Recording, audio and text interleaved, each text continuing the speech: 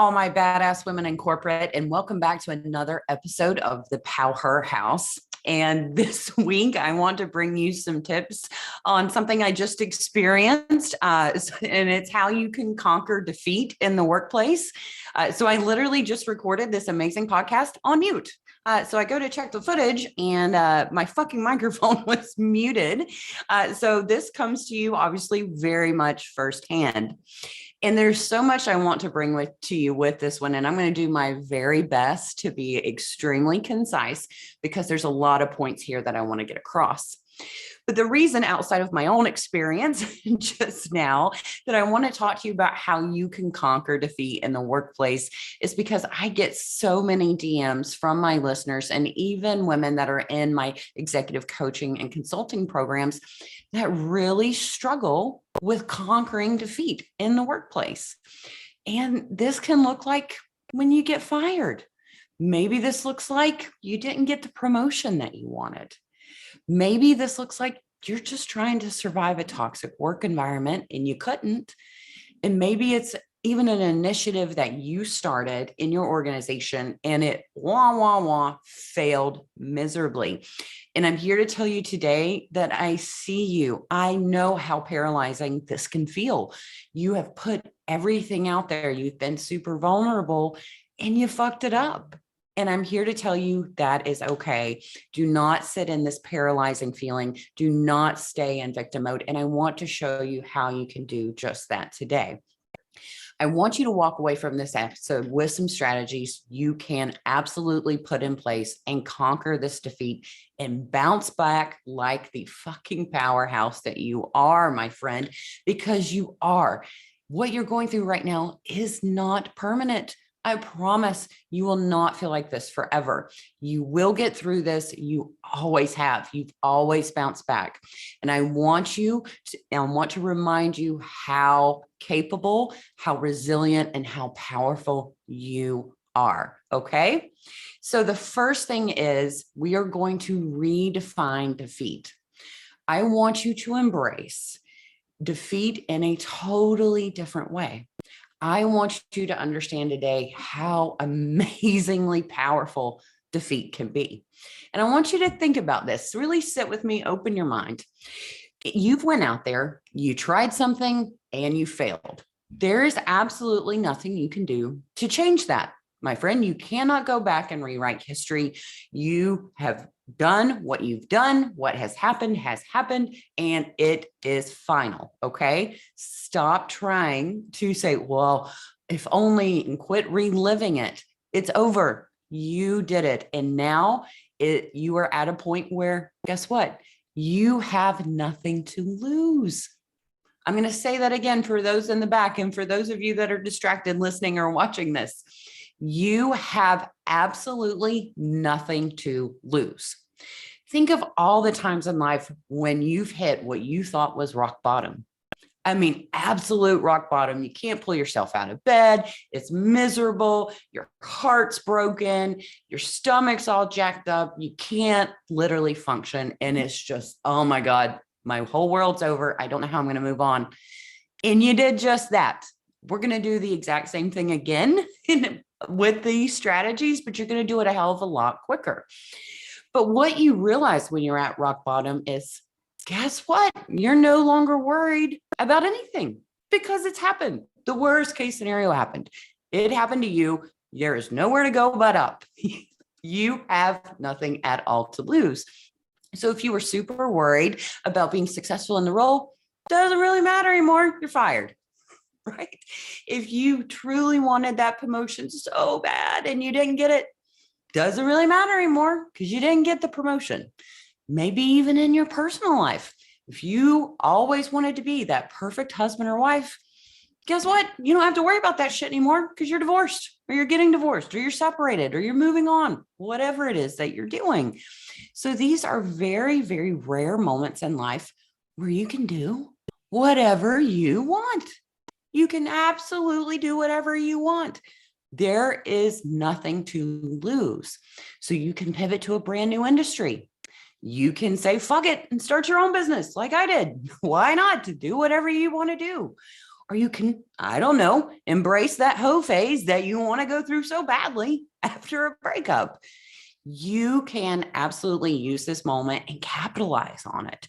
It is extremely powerful. It is a gift, and you can see something from a totally different angles that you could never see before. Because guess what? Shit just got put into perspective, right? You put your feet on the ground and you feel like there's nothing there in the morning, and you're like, well, what am I going to make of my day? What am I going to make of my life? What am I going to make of my career? What am I going to make of my love life? No matter what it is you're going through, nothing else really matters. All those things that you thought you cared about before, you don't anymore. Now is an incredible time where you can really outline what you will and what you will not put up with, what your dream career is and what it's not, what kind of leader that you actually want to work for and the kind of leader you don't. What attributes do you absolutely non-negotiable must have in a partner that you didn't have before? You can create all of this no matter what you want. Honey, now's the time to seize that fucking moment. Absolutely put yourself in that driver's seat, because the only path out of hell is through misery. It's the only way to get through this. And you can absolutely embrace all of that. So once you realize, you know what, I am commanding my power. This defeat is a defeat, is what it is. Can't go back in time, can't rewrite history, but I can absolutely seize the day, capitalize on this moment, and realize how powerful it is, because I don't have anywhere to go but up. Now it's time that you embrace the defeat. And I'm talking radical acceptance. So if you went through this to not come back smarter and wiser and more resilient, then what the hell did you go through it for in the first place? What if that's how if you're not going to come back stronger and more powerful than ever before, then lady, go ahead and just stop listening to this or stop watching this today and stay in that rut that you're in, because defeat will teach you what you can do again. Defeat will give you so much more power, and you can embrace the defeat, radically accept it. This happened. And you can ask yourself, how the hell did I have ownership in this? Maybe you did. Maybe you had no ownership at all. Maybe this is something that just happened to you and that you are completely 100% not at fault. But most of the time, let's be real with each other. We knew this was coming. We knew we did something to get fired. We knew in that promotion process that we didn't go over in there and own our fucking space like the badass women we are. And we just showed up as these scared little girls, right? And they're like, oh, no way in hell she's confident. Or maybe it was the partner that all of a sudden, out of the blue, 20 years in, they're like, you know what? Can't do this anymore. Need a divorce. Come on. You knew along the way at some point when these hints kept getting dropped, when they kept saying, I need this, I need you to show up for me like this, and you didn't do it. What did you expect was going to happen? Right? Or all of a sudden, you know, that this partner goes out and is not faithful. There are things that happen, but if we really go back and we radically accept this defeat and we look at it objectively, which is so fucking hard. But if we look at that and say, you know, how can I avoid this in the future? What is this going to teach me? How is this going to make me a better fucking person? Then that is absolutely how you embrace it. And you can learn from it because that's who you are. Okay. Next step is you are going to reclaim that confidence and reclaim that courage, because I know exactly how you're feeling. You just went through hell and now you're like, oh my God, I have to go out here and do this shit again. I have to go out here and be vulnerable again. I have to sit through yet 10 more rounds of interviews with boards and executives and putting myself over and over and telling them over and over again, yes, I can do this job. Yes, I'll be amazing at this job. And you just want to say, just fucking pick me already. Can you please, can we just move on? But you know, that's not how it works. But you have to put yourself out there again. And I know how terrifying that is, because as humans, we want to avoid sadness. We want to avoid defeat. Of course you do. No one likes to feel this way. but you have to go out there and you cannot shy away from it. I cannot tell you how many clients that I have that go through something like this and their first reaction is, you know what? I went after, the chief operating officer role. Maybe they didn't pick me, so maybe I'm not ready. So I'm going to go for an executive vice president or vice president. And I scream, no, don't do that. Don't do that. Just because you tried something once and you failed doesn't mean you should never try it again, or that you're not ready, or that you weren't competent, or that you're not powerful. I want you to do the opposite, because defeat is proof that you can survive whatever happens next. Maybe you're truly not ready for that role. But come on, like one example, one experience is not enough evidence, body of proof to prove that you're not ready. So don't sell yourself short. You need to do something, let's be really modest, at least 7 times before you're like, maybe it is me. Maybe I'm not ready for it. Then I'll give it to you, right? But at least more than once, okay? Maybe not all the way to 7, like I'm telling you to, but come on, ladies, more than once, because you are so much more resilient than you think. You're so much more powerful than you realize right now. And if you sit in this pain as a victim, if you play small, if something happened to you, you're just going to suffer. You're going to continue to suffer so much more than what you're going to suffer when you go out and try it again. And if you get knocked down again, it's not going to hurt as much as playing it small, because you're not listening to this today if you're a woman that wants to play small. You're not listening to this podcast today because you're like, I'm happy with status quo. That's not who the fuck you are.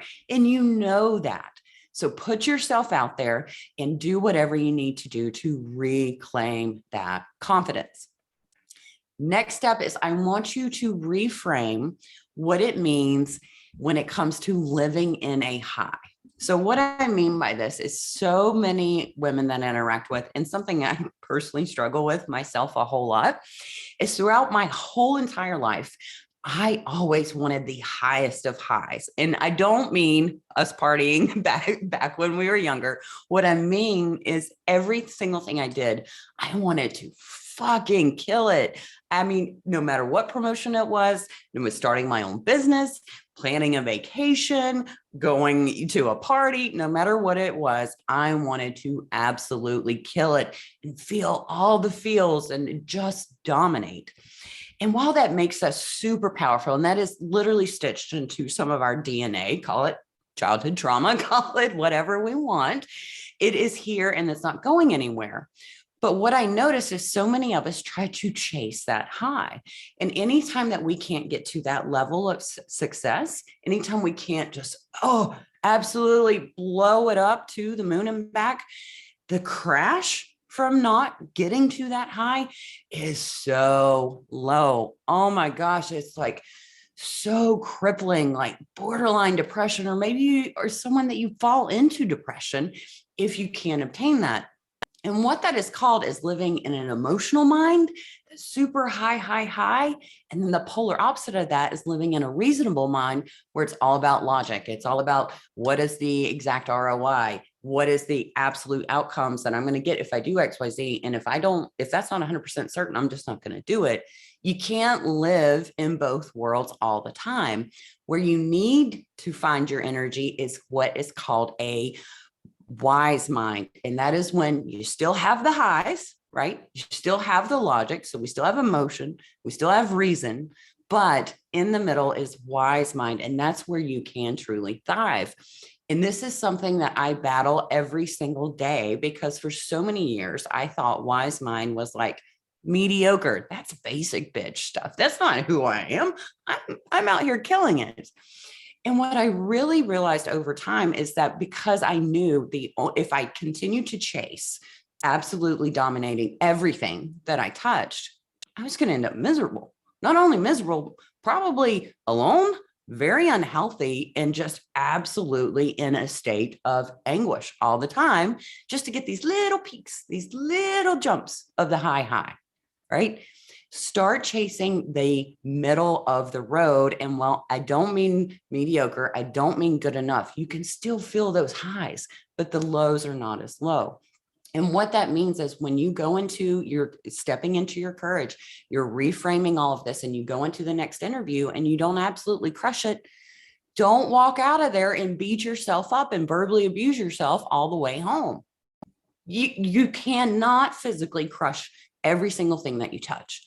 It is not going to be to your level of what you think absolutely crushing it is. But I will guarantee you, if you are listening to this, if you resonate with the PowHER brand whatsoever, you've been following us through on LinkedIn, on TikTok, wherever it is that you found us, that you got to this podcast, you know that so many of us really, really struggle with something like this.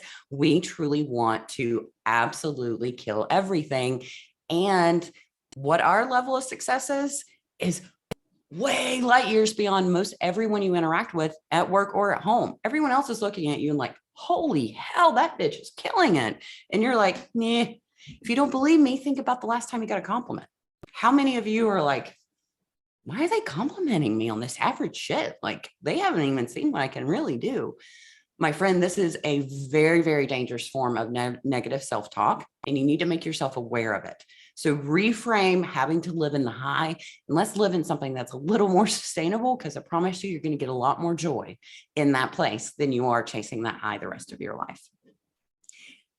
The next thing I want you to do is really use this time of defeat and embrace that this is a window of opportunity. And what I mean by that, earlier we talked about, well, if you don't have anywhere to go but up, why not capitalize on this moment and do something insane? Do something that you always were too conservative or too scared or the stars didn't align, so you didn't do. Just go fucking do it. Maybe you always wanted a full sleeve tattoo. Go get a tattoo. Maybe you always wanted to get a pilot's license and fly a plane. Go sign up for airline pilot's license tomorrow. Maybe you always wanted to travel to Southeast Asia and you've never made the time to do it. Book your ticket today. You must absolutely capitalize on this opportunity and use this time as this beautiful gift that it is and live for you, because the chances are, if this is a professional defeat that you're going through, you are a powerful woman. You know you're going to get an amazing offer in no time. So use these few precious weeks or few precious months that you have and live your life to the fullest. Go eat, pray, love, go do whatever it is that you wanted to do and do something for yourself. Another strategy is you need to consider there are alternative possibilities. So I speak to so many women, and even with myself, whenever I thought about, oh my God, can I go out here and start my own business? Can I be the CEO of my own company? And you really get lost in this fear of failing, fear of more defeat. And I want to challenge you that if you really put your mind to anything that you wanted to do today, let's say you've been in one industry, one role for over 20 years, and you're like, I've always been in marketing, but I really think I would enjoy operations. Do it. Make that leap. As you have learned so many skills in your life, you are scrappy. If you didn't know something, you fucking Googled it. You asked Siri, you figured it out. You threw a dart, it didn't stick. You threw another. Oh, imagine that. It worked. Now is the time after a defeat to consider every possibility there is. Maybe you want to move to the Bahamas and open up your own bar. Do it, right? Maybe you want to completely walk away from corporate altogether. Maybe the opposite's true. Maybe you want to completely pivot again from one function to another within a business. Maybe you want to go from for-profit and you have zero nonprofit experience. Just do it. So many people believe like, oh, well, I'm not going to be marketable in that. I've always been in software. I've always been in tech. I've always been in engineering. Why is this other industry going to see me appealing at all? And I'm here to tell you, ladies, you're super fucking appealing to these organizations. There is nothing like bringing in fresh eyes, brand new talent that know nothing about your business. And they can come in and be like, boom, boom, boom, boom, boom. All this is wrong. Oh, I loved hiring in these people to my team. I would constantly do that. so they could show me in my organizations where I was an executive, where I was in the same shoes as you. I purposely hired those people. I didn't want people that had drank the Kool-Aid for the last 20 years in the same industry and do the same shit over and over and over, because that's not how I became innovative. That's not how I created new strategy. That's not how I was able to build amazing policies and build workplaces that people truly thrived in, because I didn't want to hire people just like me, right? So get your mind out of this place where, well, this is what I've done for 20 years, you know, in my 40s now, in my 50s, might as well keep going down this path. Absolutely not. I don't care if you literally have only 2 more years you want to be in the workforce and there's something you always wanted to try it now. This is the perfect time to seize that. And my last strategy for helping you conquering defeat is support, my friends. And I cannot say this enough. And I know we've all heard it hundreds and hundreds and hundreds of times, but as powerful, badass women, we are notorious for not opening up, not asking people when we need help. And I'm here to tell you, so that same high that you chase when you get from helping others, you know, that friend that calls and her husband's being a dick, or you know that you get that call from a coworker at work and like, oh my gosh, I cannot figure out this project. I need your help. And you're like, ooh, yeah, that's me. I'm your girl. I'm the one that's going to help you with that. And it's so rewarding to give back. Hell, I run a business right now. This is what I do all day long, is help people through things that they're going through, help women build amazing careers and overcome imposter syndrome, overcome burnout, actually build amazing career strategies where they can dominate. So I get you, but you have to balance that scale. And all of these people that you've been helping for years that are around you, this inner circle of very powerful women, you are doing them a huge disservice if you don't open your mouth and tell them that you need them. There is nothing wrong with letting that trusted inner circle see the raw, see the messy, because lady, you don't have to do this alone. You never did. You just believed that you did. Society told you that you did. You painted this facade of yourself that you always have to be so stoic. You always have to be so fucking perfect. And guess what? It just ended you in misery. So open up to these people and let them feel that high. Don't you want your best friend to be like, oh, I really helped her today.